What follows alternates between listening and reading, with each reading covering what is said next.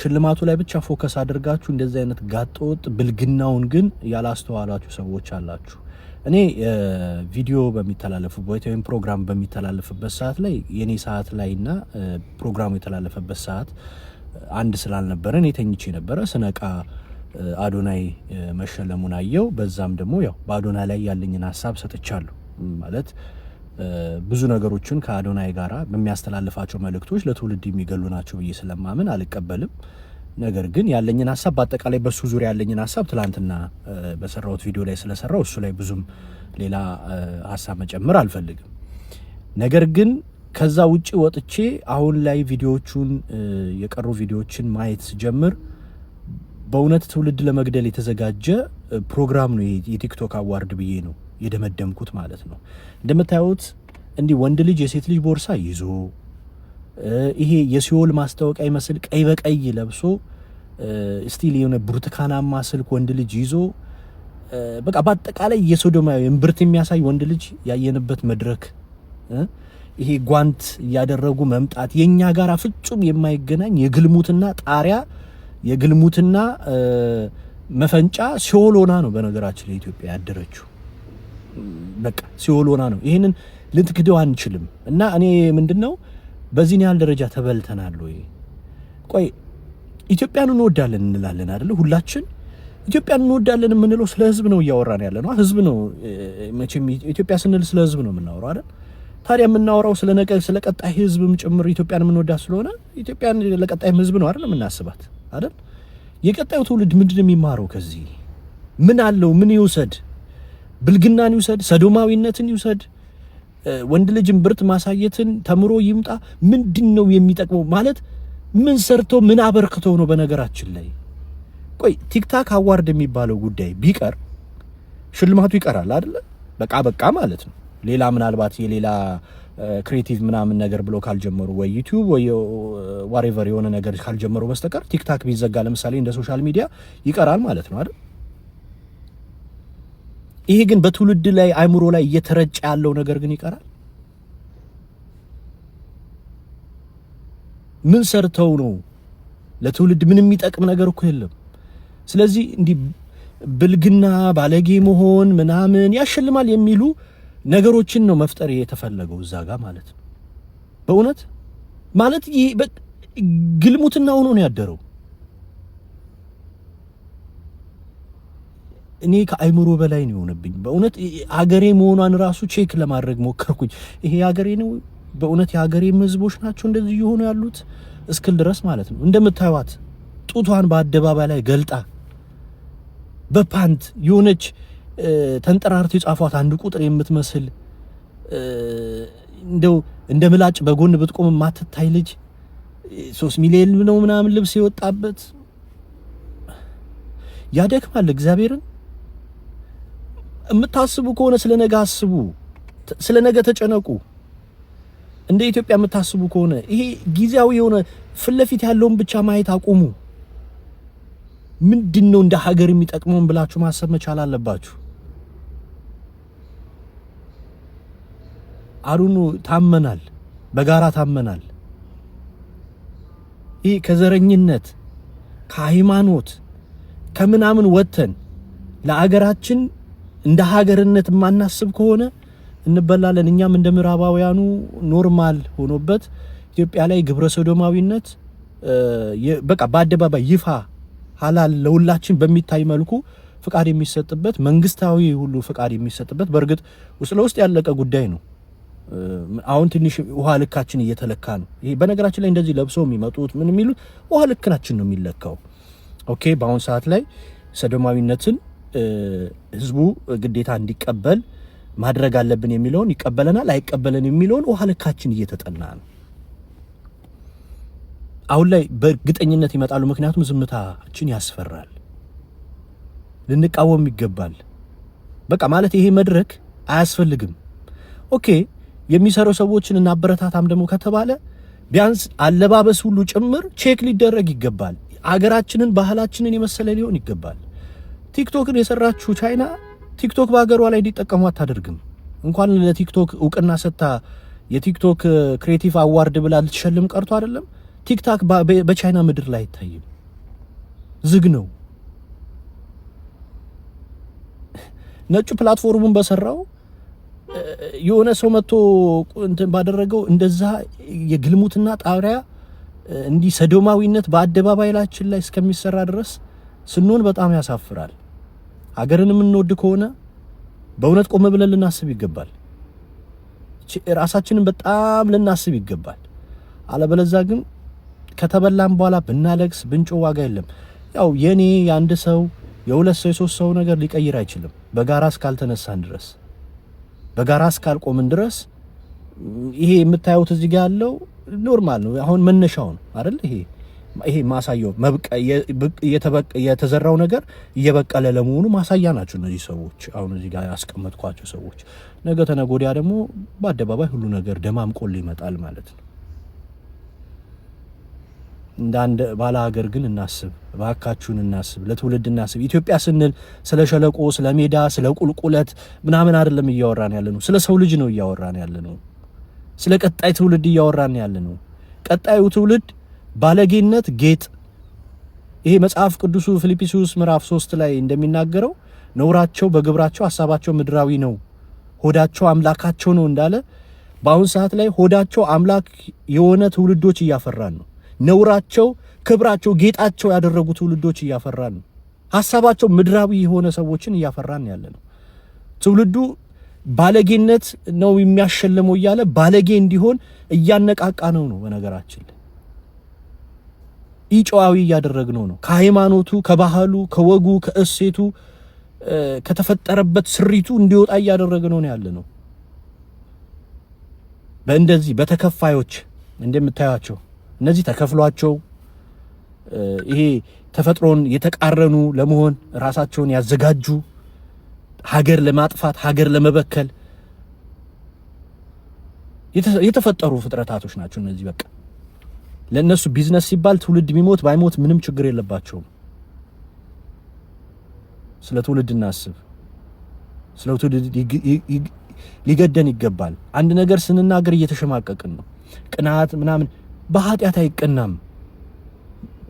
አሁን በኃጢአት እንደሚቀና አርጋችሁ እየነገራችሁን ነው። በኃጢአት አይቀናም ወንድሞች እህቶች፣ ምናምን በኃጢአት አይቀናም። ለመቅናት እኮ የሆነ ሰው ካንተ ሊበልጥ ይገባል። የተሻለ ሰው ሊሆን ይገባል ለመቅናት ማለት ነው። ካኛ የተሻለ ማን ሆኖ ማን ኖሮ ምን ሰርቶ ምን አድርገው ብዬ ብለ በጠይቅ ምንም አትመልሱልኝም። ምንም የምትሉኝ ነገር የለም። ስለዚህ ሁላችንም አንድ አይነት ነን። ማንም ከማንም የሚበላለጥበት እንትን ላይ አይደለንም ያለ ነው። ስለዚህ ይሄ ቅናት የሚባለው አይደለም። እኔ በህይወቴ ቅናት አላቅም፣ መጥፎነት አላቅም፣ ተንኮል አላቅም።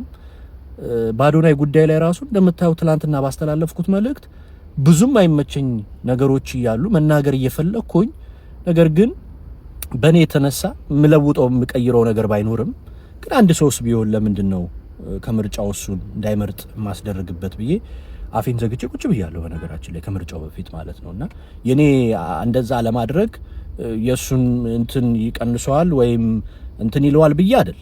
እኔ ማንኝና ልቀንሰው እችላለሁ። ግን አንድ ሰውም ቢሆን ሊያደምጠኝ የሚችል ሊኖር ይችላል። ስለዚህ ያንን ሰው ቢሆን ከምርጫ እንዳላወጣበት ከሚል አፌን ዘግቼ እንጂ የአዶናይ ነገር ብዙ ነገሮች በጣም የሚያናድዱኝ ነገሮች ብዙ ነገሮች አሉት። የዋህነቱ እንዳለ፣ ቅንነቱ፣ ገርነቱ እንዳለ ሆኖ ግን በጣም የሚያናድደኝ ብዙ ነገሮች አሉት። ለትውልድ የማይጠቅሙ የማይረቡ መጥፎ ነው። ኢቭን ማንን ነው የምታደንቀው ሲባል በርተለሚዮስን ያለ ልጅ ነው አዶናይ ማለት። በርተለሚዮስ ሰዶማዊነትን እያስተላለፈ ያለ ልጅ ነው አይደል? በግልጽ ቋንቋ ስንነጋገር ማለት ነው። እና እንዲህ አይነት ነገሮችን እያያችሁ ዝም ብላችሁ አታልፉም። ይሄ ሰግጥ ፈምስ የማይመቸኝ ንግግር ነው። ገብቷችኋል? ግን የዋህነቱ ደግሞ የሆነ ደስ ይለኛል። የሆነ የዋህነት አለው ብዬ አምናለሁ። በቃ ልቤ እንደዛ አይነት ነገሮችን ይሰማኛል። ከዛ አንፃር ዝምታን መርጣለሁ እና ከምርጫውን በፊት ዝምታን መርጫለሁ። በመመረጡ እኔ ችግር የለብኝም፣ ደስተኛ ነኝ ምናምን። ግን እዛ መድረክ ላይ ይሰሩ የነበሩ ነገሮች እያንዳንዳቸው ግን በጣም አስፈሪ ነው። እንደ ኢትዮጵያ ያስፈራል። ስለዚህ ሀገራችንን የምንወድ ከሆነ ተባብረን በዚህ ጉዳይ ላይ በጋራ ልንቆም ይገባል እላለሁ። አለበለዚያ ግን ነገ ላይ ሲቆጨን ምን ከሆነ በኋላ ነገ ላይ ብንቆጭ ያዙ ይልቀቁ ብንል ምንም አናመጣም ከመሆኑ በፊት አስቀድመን ልንጠነቀቅ ይገባል ብዬ አምናለሁ እና እባካችሁን በዚህ ጉዳይ ላይ እናስ ሰላም ክርስቶስ ይብዛላችሁ። ውድና ተከበራችሁ እናንተ ተከታታዮች እንዴት ናችሁልኝ? ባላችሁበት የእግዚአብሔር ሰላም ፍቅር በዘት ይበልልኝ። እንግዲህ ከዚህ በፊት መጀመሪያ ላይ ካስቀመጥኩላችሁ ቪዲዮ ላይ ራሴን ሀሳብ ስለገዛኝ እኔ የምናገር የነበረ ከወንድማችን የተለያየ አብራርቶ ስለገለጸው ለዛ ነው ቪዲዮ መጀመሪያ ላይ ያስቀደምኩላችሁ ማለት ነው። እና ስለ ሁሉም ነገር እግዚአብሔር አምላክ የተመሰገነ ይሁን። ምክንያቱም ይህንን ያልኩበት ምክንያት እግዚአብሔር አምላክ በቸርነቱ ስለሆነ ነው ያላጠፋን እንጂ እኛ አንድ ማይክሮ ሰከንድ መቆየት የማይገባን ሰው ነው። በተለይ እኛ ኢትዮጵያውያን ማለት የሰው ሀገር ላይ ይሄንን ሁሉ እንደምታዩት አያችሁት፣ የእሳት ጭስ የሚመስል ሶላራቸው ራሱ ጠቁሮ ኮሰል ሆነው ሶላራቸው እየጸዱ ያሉትን የአየር ፕሌናቸው ሰርዘው በየሀገራቱ ወደ ስራ መሄዱን ትተው በየቦታው ተቀምጠው የእግዚአብሔርን ምሕረት የሚጠባበቁ ብዙዎች አሉ። ማለት ይሄ የተከሰተው የት ነው ግን? ኢትዮጵያ ነው የተከሰተው። የሄደው ግን ስንት ኪሎ ሜትር አቋርጦ ነው የሄደው? ከሊቢያ አቋርጦ ግብፅን አቋርጦ ስንቶችን አቋርጦ ቻይና ነው የደረሰው። አስቡት ማለት ነው። ህንድን አቋርጦ ቻይና ነው የደረሰው። እና አስቡት እስኪ አሁን በፕሌን ራሱ ቻይና ለመሄድ ራሱ ስንት ቀን ነው የሚጨርሰው ማለት ነው። እና እግዚአብሔር አምላክ እኮ በምሕረቱ ስላየን ነው እንጂ እንደኛ ቢሆን እኮ ማይክሮ ሰከንድ መቆየት የማይገባን ሰው ነበረን። ግን የእግዚአብሔርን ምሕረት እያየን የእሱን ስራ የእሱን ቸርነት እያየን ግን እኛ እስካሁን አልነቃንም።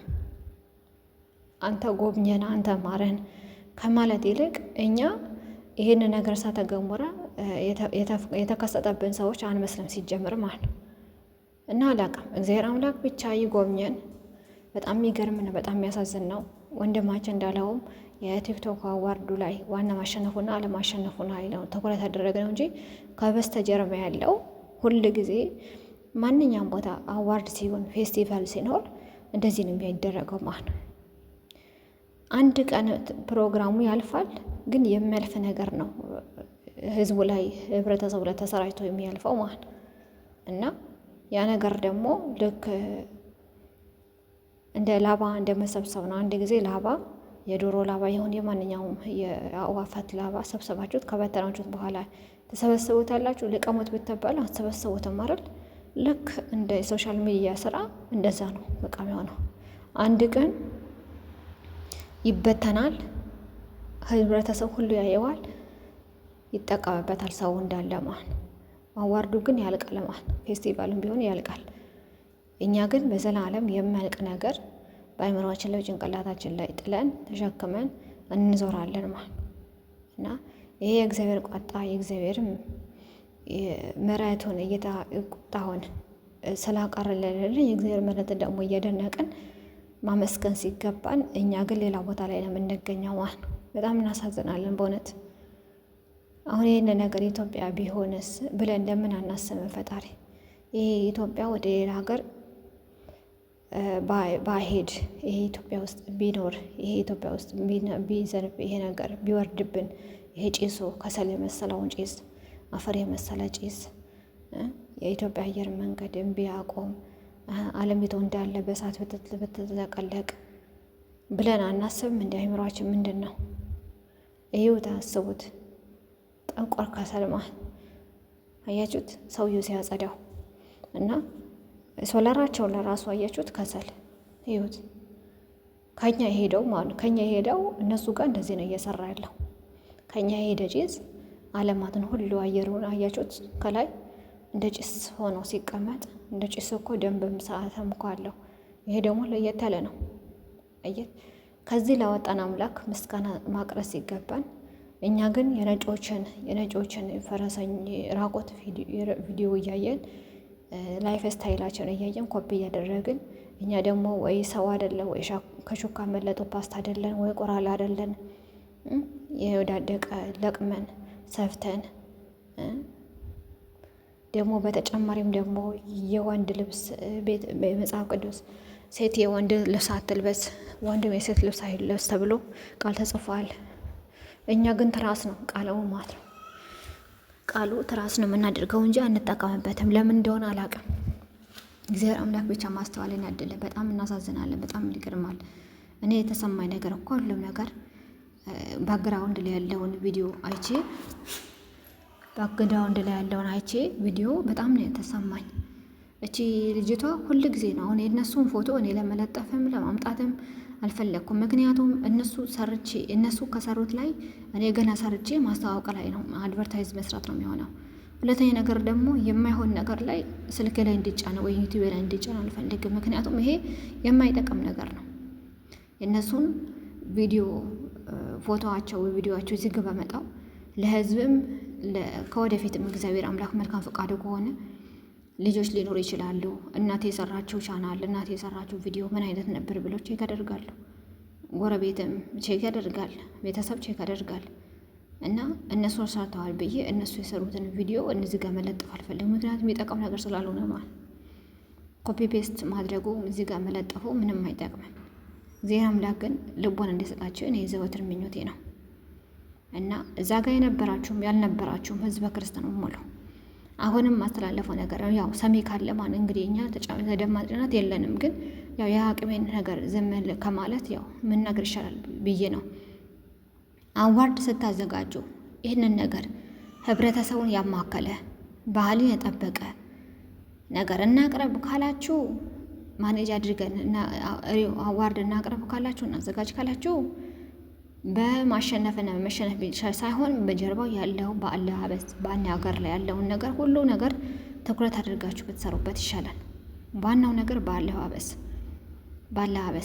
ያለውን ነገር ፎከስ አድርጋችሁ ብትሰሩ።